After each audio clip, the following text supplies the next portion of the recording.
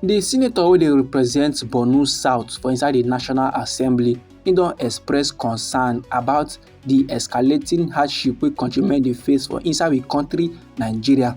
And this hardship na sake of the increment of fuel prices wey come lead to the increment of goods, and that will come lead to the increment of services. Everything now come dey cost for inside we country Nigeria.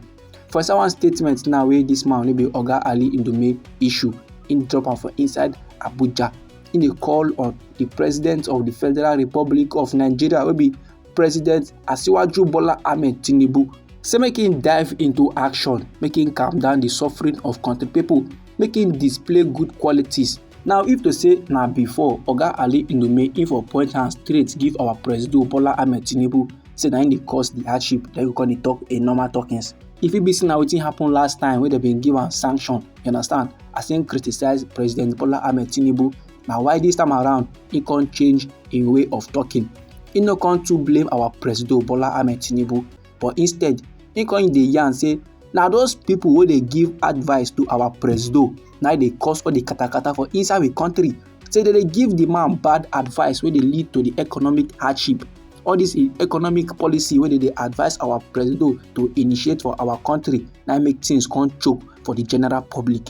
So like this now, Oga Ali Ndume dey blame the advisers of our president, all those ministers wey make our president now come go implement the policies wey dey choke, wey don lead to the rising inflation and high exchange rates, wey don make country people come dey suffer the more for inside we country Nigeria.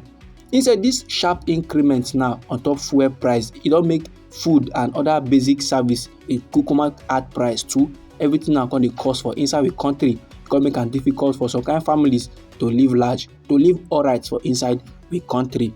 And the senator come still dey yarn say this economic hardship now wey country people dey face, na the people wey dey for the northern part of we country Nigeria, the northern region, na dem dey suffer am pass.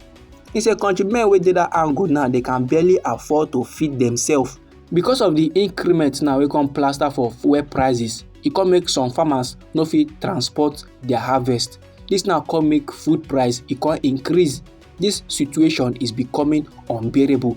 Now to travel from Abuja to Maiduguri, e don become big man waka because the transport e mad no be small, and the rising cost of living e dey make people now to dive into despair.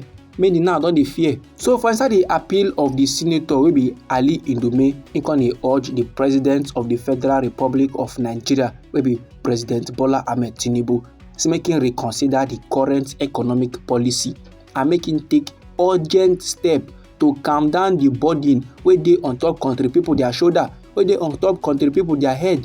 He said the patience of country people now is being tested, and if you push country people to the wall, you might see a different side of them. So it is very crucial that the president wey be Bola Ahmed Tinubu, he act now before it is too late, as the purchasing power of the people is too weak to withstand constant price hikes. Then Oga Ali Ndume conclude by encouraging the president to implement measures wey go reduce the hardship and restore hope to the general public. So how you see this matter, my good people? You know, say if to say our president implement some kind measures, implement some kind policy wey be say country people go fall back to, e for make sense. Now as everything dey increase for inside the country Nigeria, fuel price e increase, the cost of food and essential commodity e don increase. Salary too e no dey increase salary still tanda for where im dey since last year. Na there salary still dey, we are not getting increment. No wonder that our popular musician come dey sing say 100k e no dey last again, because true 100k, 10k, 50k e no dey last again for inside we country. Big ogbonge politicians, big men for inside we country Nigeria, they dey put mouth on top this very matter. Like this now, the Labour Party presidential candidate for inside the 2023 general election, in dey go by the name Mr. Peter Obi, he don condemn the recent increment in fuel price. He come dey call on the federal government say make dem reverse the sudden increment, make dem reverse am sharply. Mr. Peter Obi come drop statement about the matter, and this is statement dey come after the Nigerian National Petroleum Company Limited wey be NNPCL, dem announce an increase in fuel price. They come raise am from 897 naira wey e dey before to 1030 naira per litre. See this latest price increment, e dey mark the second time wey dem don increase fuel price for inside the country within a month. You know say the previous price dem lift am from 615 wey e dey before to 897 for inside the month of September. Now dem don shift am again and Mr. Peter Obi don drop statement, and he drop dis im statement for inside im official social media handle for the popular social media platform wey we know as X, and he drop am on Saturday morning. So for inside dis statement, Mr. Peter Obi come dey describe the fuel increment as unfortunate and insensitive. Then he come dey urge the President of the Federal Republic of Nigeria wey be Bola Ahmed Tinubu, wey still dey serve as the Minister of Petroleum, to make him sharply provide a full explanation of the matter.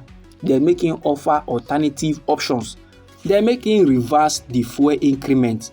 He say dis no be how dem take dey govern a nation, and dis no be how dem take dey manage the economic resources of a nation. And in dis new measure, there is neither sound economics nor necessary compassion.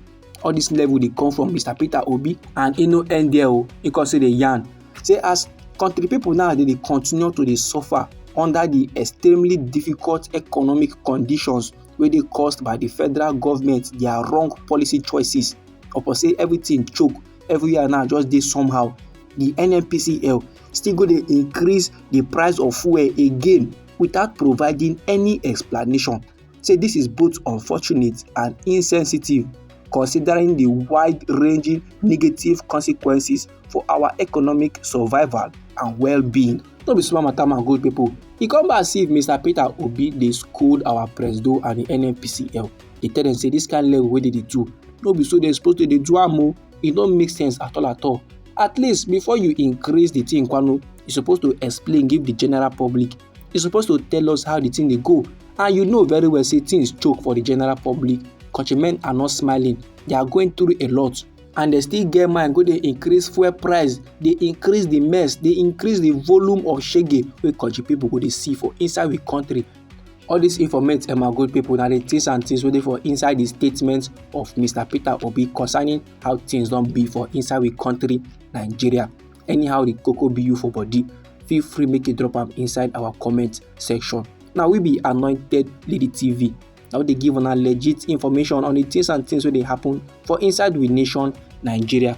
So if you like this informate and you would like to receive more, try make you subscribe to this channel and try make you put on the notification bell so that as we dey bring the news they come, I go first receive the updates and you go get them sharp. And they come your way again with another legit informate for you, my good people. Abeg, no go anywhere.